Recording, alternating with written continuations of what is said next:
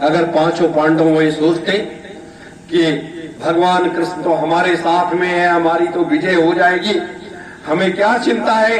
जैसे आज बहुत से लोग कहते हैं अरे कि गुरु महाराज ने दया नहीं किया, गुरु महाराज ने अगर उनकी मौज हो जाती तो ये हो जाता, सब कुछ तो गुरु महाराज करेंगे। ये विचारधारा, ये सोच आप लोग अपने दिलो दिमाग से निकाल दीजिए।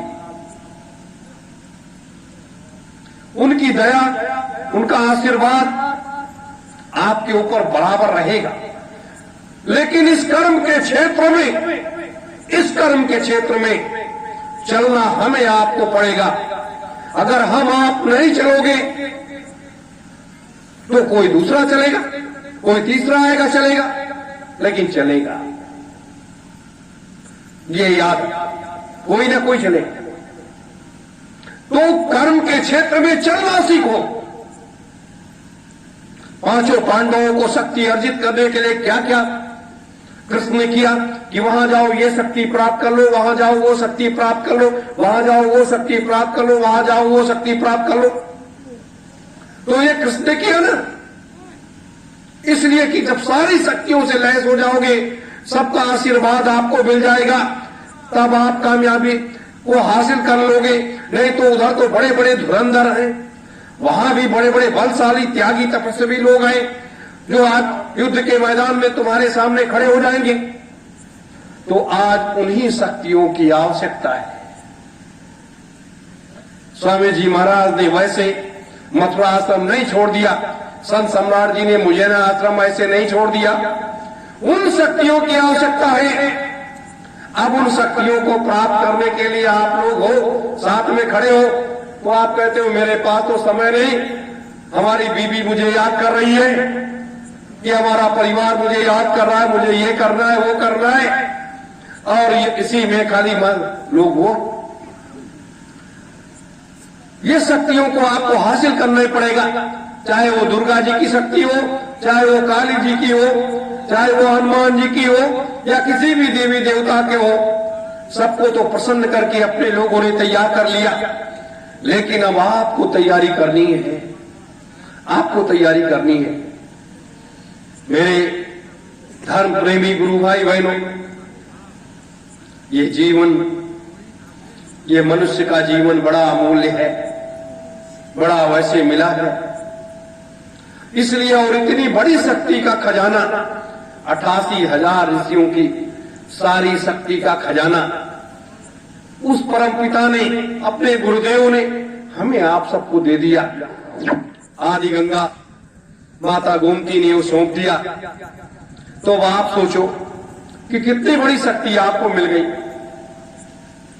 लेकिन अब उसको ना संभाल पाओ, आप उसे ना कर पाओ, तो आप क्या कर सकते हो। इसलिए धर्म का क्षेत्र और राजनीति का क्षेत्र, ये दोनों क्षेत्रों पर हमें आपको बराबर चलना है।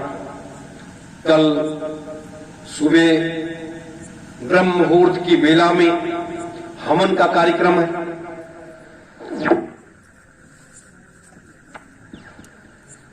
हवन किया जाएगा, उसके बाद होली का जो कार्यक्रम है वो आप लोग निर्वहन करेंगे, और फिर उसके बाद 4 बजे से कल सत्संग का जो कार्यक्रम शुरू होगा। आपको हम विस्तार से कल और परसों पूर्ण रूप से आपको हम ये बताएंगे कि हमारी भारतवर्ष की वास्तविक राजनीति क्या है, हमें क्या करना है। परम पूज्य स्वामी जी महाराज, परम पूज्य महान संत सम्राट जी महाराज का उद्देश्य क्या है, वो क्या करना चाहते हैं, और कब कहां कैसे ये व्यवस्था को बदलना चाहते हैं, और कैसे राजनीतिक बदलाव आएगा, कैसे आध्यात्मिक बदलाव आएगा, और कैसे तमाम जीवात्माएं इन पापियों के पास जो फंसती जा रही है, सभी धर्मावलंबियों के पास में, उससे कैसे निजात दिलाई जाएगी, उसके बारे में भी, और कैसे अपने लोगों के बृहद कार्यक्रम अनवरत कार्यक्रम चलते रहेंगे, उसके बारे में भी ये मैं आपको कल बहुत विस्तार से बताऊंगा। कल पूरा समय आपका भरपूर लूंगा। मेरे धर्म प्रेमी गुरु भाई बहनों, ये मंच आप देख रहे हैं, ये परम पूज्य स्वामी जी महाराज, परम पूज्य संत सम्राट जी महाराज ये प्रतिबिंब लगा हुआ है। और वो तो सिद्धाश्रम में बैठ करके उन 3000 महात्माओं को तैयार करके वो अपनी व्यवस्था को उन्होंने सुदृढ़ और मजबूत कर लिया है।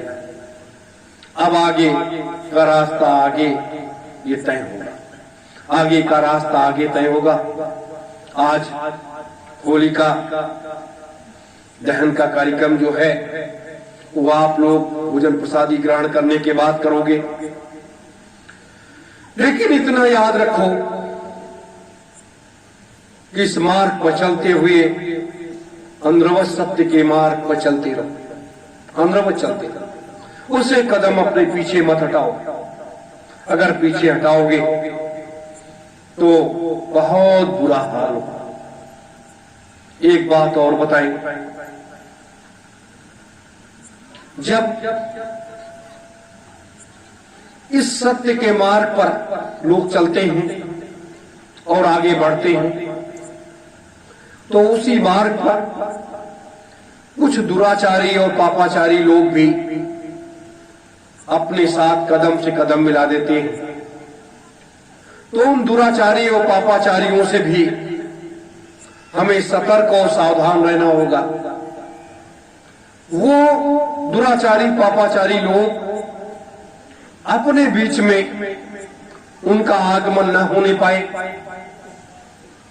ऐसे लोगों से हमेशा दूरी बना करके ही रखा जाए, क्योंकि ये मानव समाज है, मानव समाज की एक संस्कृति है और उसका एक मार्ग है। और जब उस मार्ग पर लोग चलते हैं तो वहां नाते रिश्ते हित बंधुस्त सब मिलते हैं, और उसी मार्ग का एक कड़ी होता है, ये समाज है। और इसी समाज में हम आप सब रहते हैं, पूरा संसार रहता है, सबकी मर्यादा है, हर व्यक्ति धर्म से बंधा हुआ है। और धर्म ही रक्षा, धर्म ही ज्ञान, धर्म ही एक भक्ति का रूप और अध्यात्म का सार, यही है एक मानव समाज, यही है एक मानव समाज। तो इस मानव समाज में रह करके जब लोग गलत रास्ते पर चल पड़ते हैं तो उनको आज के समय में परमात्मा ही दंड देता है, वही करता है, वही धरता है, वही बढ़ता है। तो परमात्मा ही दंड देता है ऐसे पापियों को, और इस दंड से किसी को मुक्ति नहीं मिली, सबको दंड मिला, कोई बच नहीं पाया, कोई नहीं बच पाया, और न आने वाले समय में कोई बच पाएगा। ये काल माया का देश है, और काल माया के देश में कोई बचता नहीं, क्योंकि महात्मा बड़े दयालु होते हैं। महात्मा अपने उसको तो सबको माफ कर देते हैं, लेकिन जो परमात्मा बैठा हुआ ऊपर देख रहा है व्यक्ति की गलतियों को, वो परमात्मा कभी किसी को माफ नहीं करता। इसीलिए कहा गया कि छल कपट, झूठ फरेब, तोड़ फोड़, कूटनीति, लूटनीति, ये सब लोगों को नहीं करना चाहिए। ये एक सत्य का मार्ग है और उस मार्ग पर चलते रहना चाहिए। मेरे धर्म प्रेमी गुरु भाई बहनों, इसलिए हम आप सबों से हाथ जोड़ करके प्रार्थना करते हैं कि अगर सत्य के मार्ग पर आप लोग चल सको तो हमारे साथ चलना। अगर सत्य के मार्ग पर हमारे साथ नहीं चल पाना तो अपने घर बैठ जाना या किसी के साथ चले जाना, क्योंकि ये सत्य का मार्ग जो है ये कांटों भरा है, लेकिन उन कांटों भरे मार्ग में हमेशा अपने गुरुदेव का हथेली लगी रहती है कि हमारे बच्चों को कहीं कांटे न चुभ जाए, हमारे बच्चों के कहीं कांटे न चुभ जाए। ये हमेशा, ये उनकी करुणा है, ये उनकी दया है, लेकिन सत्य के मार्ग से वो पिछले 3 होने देते। राम लक्ष्मण सीता 3 ही जंगल गए थे ना, पूरी अयोध्या तो नहीं गई थी। लेकिन 2 महाशक्तियां, परम पूज्य वशिष्ठ जी महाराज और परम पूज्य विश्वामित्र जी महाराज, 2 ऐसी शक्तियां थीं कि दोनों शक्तियां तीनों की संभाल अनवरत किया करती थी। ब्रह्म होते हुए, देवी शक्ति होते हुए, लेकिन उन तीनों की संभाल वो एक जगह बैठे बैठे करती रहती थी और उनकी संभाल होती रहती थी। अगर आप लोग कोई सोचो कि हम इन लोगों का नुकसान कर देंगे, इनको ऐसा कर देंगे, वैसा कर देंगे, कोई भी संसार का कोई भी प्राणी कुछ नहीं कर सकता। ये बैठे हैं, ये हमारे गुरुदेव हैं, ये अपने लोगों के पिता हैं। हम उन्हें परम पुरुष कहें, परम पिता कहें, गुरु भगवान कहें, क्या कहें, जिससे भी हम नवाजते हैं, यही तो सब अपने करता है, यही सब कुछ है। तो जिस दिन हम इनको भूल जाएंगे, उस दिन ये हमको भूल जाएंगे, और जिस दिन आप मुझको भूल जाओगे, उस दिन हम आपको भूल जाएंगे, उस दिन हम आपको भूल जाएंगे। वो भी दौर होता है, वो भी समय होता है। तो इस तरीके से ये ज्योति के प्रकाश को देखो, इन महापुरुषों को देखो और अपने को देखो, और इस सतयुग तीर्थ की पावन धरा 88,000 ऋषियों के इस तपोबल को देखो और उनके भक्ति और त्याग को देखो। इसीलिए आपको इस सतयुग तीर्थ की पावन धरा पर लेकर के आए हैं, आपको बुलाए हैं कि आप इस सतयुग तीर्थ की पावन धरा पर आकर के अपने चरण कदम रखो और अपने को कृतार्थ कर लो, अपने को कृतार्थ कर लो। ये मत सोचो ये कालमाया का देश है, ये मृतलोक है, ये आवागमन चलता रहेगा, लोग आते रहेंगे, लोग जाते रहेंगे। लेकिन कुछ जीवात्माएं ऐसी होती हैं जो कार्य करने के लिए आती हैं और जाती हैं। जैसे राम जी का जब समय पूरा हुआ तो उनको चली जाना पड़ा, जाकर के वो सरयू में समाहित हो गए। कृष्ण का समय जब पूरा हुआ तो उनको भी वो नदी में जाकर के समाहित हो जाना पड़ा। बुद्ध जी का समय जब पूरा हुआ तो उनको भी अपने इस हाड़ मांस के शरीर को छोड़ देना पड़ा, जिससे वो बैठ करके उपदेश देते थे। और उस शरीर से कितना कष्ट उन्होंने सहा, कितना कष्ट दिया उस शरीर को। आप सब लोग भी कितना कष्ट सहते हो।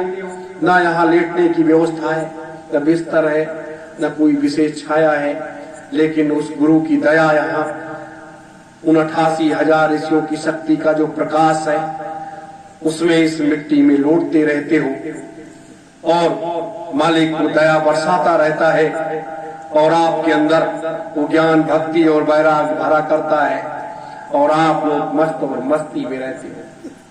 मेरे धर्म प्रेमी गुरु भाई बहनों, इसलिए अपने हिम्मत और साहस को मत हारो। ये चुनाव की राजनीति, ये मत हारो कि हम तो हार करके भी जीते हुए हैं और जो लोग जीत गए हैं वो तो हारे हुए हैं। इसलिए हार करके हम जीते हैं कि हम पहले भी अपने गुरु के थे, अपने पिता के थे, आज भी हम अपने गुरु के हैं, अपने पिता के आज भी हैं। हम तो कोई बदले नहीं। और सबसे बड़ा चंदन तो अपने सबके ऊपर लगी गया है, चौथा महायज्ञ और एक युग परिवर्तन। ये सबसे बड़ा काम है, इसको आप कर दोगे सारा कार्य पूरा हो जाए। और रही बात राजनीतिक क्षेत्र की, एक हुंकार आपने भरी है, एक राजनीतिकों को एक आईना आपने दिखाया है और वो आईने का प्रकाश भारतवर्ष में फैलने लगा है, भारतवर्ष में फैलने लगा है। अब तो 19 मार्च को एक नारा होगा, जो 19 मार्च को ही हम बताएंगे कि वो नारा पूरे हिंदुस्तान में गूंजेगा, पूरी दुनिया में गूंजेगा वो नारा, और बच्चे बच्चे की जबान पर गूंजेगा। तब आप देखना, सिर्फ आप तो खड़े हो जाओ, आप खड़े हो जाओ, पूरा विश्व खड़ा हो जाएगा। आप खड़े हो जाओ। मेरे धर्म प्रेमी गुरु भाई बहनों, ये मैं आपको इस रात्रि बेला में, आप सब थके हारे भी हो, इसलिए आपको बता रहा हूं कि अब कहते कहते समय वो नजदीक आता जा रहा है। जैसे मां के गर्भ से बच्चा 9 महीने पूरे होते होते वो बाहर आ जाता है, उसी तरीके से यह परिवर्तन की जो व्यवस्था है वो नजदीक आती जा रही है तेजी के साथ, और वो आवाज दे रही है। परम पूज्य महान संत सम्राट सुभाष जी ने तो कहा कि वही व्यक्ति महान होता है जो हवा के रुख को बदल देता है। अगर हवा पूरब चलती है तो वो पश्चिम चलने लगती है, उत्तर की तरफ चलती है तो दक्षिण चलने लगती है। वही जो बदल दे हवा के रुख को, वही व्यक्ति सबसे महान होता है। और जो युग परिवर्तन के काम में, इस व्यवस्था को बदलने के काम में कूद पड़े, वही सबसे तेजवान व्यक्ति होता है, वही सबसे तेजवान व्यक्ति होता है। तो आज जरूरत ऐसे कर्मयोगियों की, ऐसे राष्ट्रभक्तों की आज जरूरत है। राष्ट्रभक्तों की जरूरत है, कर्मयोगियों की जरूरत है। कर्मयोगियों की कर्म के क्षेत्र में हमें शक्ति अर्जित करनी है। बैठ गए हम और हमने शक्ति को प्राप्त कर लिया, उन्हें कहा जाता है कर्मयोगी। हमें युद्ध के मैदान में जाना है, हमने अस्त्र को उठा लिया, हमें आम जनता के बीच में प्रचार में जाना है। हमने अपने बाड़ी को एक तलवार बना लिया, एक ढाल बना लिया, और लोगों को उस तलवार की धार से हम पहले करते चले गए, काटते चले गए। वो होते हैं कर्मयोगी। तो हे कर्मयोगियों, आप सब अब तैयार हो खड़े होने के लिए कि आप अपने को उस योग्य बन जाओ। हमें 20 व्यक्ति की आवश्यकता है। मैं 3 सालों से, अपने स्वामी जी महाराज 3 सालों से कह रहे हैं कि 20 व्यक्ति मात्र मिल जाएं और उन 20 व्यक्तियों के द्वारा पूरी दुनिया की व्यवस्था को ऐसे घुमा देंगे और पूरी दुनिया की व्यवस्था को 20 व्यक्तियों के द्वारा बदल देंगे। तो 20 व्यक्ति वो कर्मयोगी होना चाहिए जो एक आवाज पर, जैसे नेताजी सुभाष चंद्र बोस की एक आवाज पर उनकी आजाद हिंद फौज टूट पड़ती थी। उनके एक एक शब्द को लोग कहीं भी तिरस्कृत नहीं करते थे। जो आदेश मिल गया उस काम पर लग गए। उस तरीके से आप अगर सोच लो कि अगर मेरा आदेश मिल जाए, बीबी माँ का आदेश मिल जाए, तो उस कार्य को करने के लिए तत्पर हो जाओ। ये मत करो कि ये कैसे होगा, ये क्यों होगा, ये क्यों करना है। आपको ये आदेश दिया गया, आपको ये काम करना है। तो 3 काम मैंने बताया आपको करने का, कोई चौथा काम तो है नहीं। तो ये 3 काम आप क्यों नहीं कर सकते हो? आप कर सकते हो। आपके अंदर वो शक्ति है, वो पावर है। सबसे बड़ा पावर ये बैठा हुआ है, अपने गुरुदेव बैठे हुए, और ये तमाम दैवी शक्तियां, इन 88,000 ऋषियों की वो शक्तियां वो बैठी हुई है। उनको लेकर के आगे तो बढ़ना है। कोई अपमान करेगा, कोई सम्मान करेगा। अपमान को भी बर्दाश्त करने की क्षमता रखो और सम्मान को, उसको सिर माथे लगाने की क्षमता रखो। दोनों को बराबर आकलन मान्यता दो, फिर आगे बढ़ो। देखो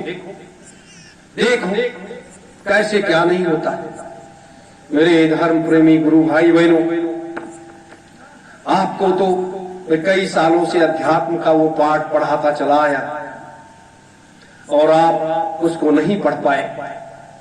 लेकिन आपको अब हम राजनीति का भी पाठ पढ़ाएंगे और अध्यात्म की उस ऊंचाई, उस शिखर पर लेकर के जाएंगे जहां लोग नहीं लेकर के गए। परम पूज्य स्वामी जी महाराज के अलावा लोग नहीं लेकर के गए, नहीं लेकर के गए, वहां लेकर के जाएंगे। ये सत्य स्थली है, ये तपोस्थली है। हम 88,000 ऋषियों से बंधे हुए हैं। हम भगवान शिव की उस गुरु भक्ति के कायल हैं कि उन 88,000 ऋषियों को उन्होंने इस योग्य तैयार किया। इस तरीके से गुरु आज वर्तमान में चाहिए।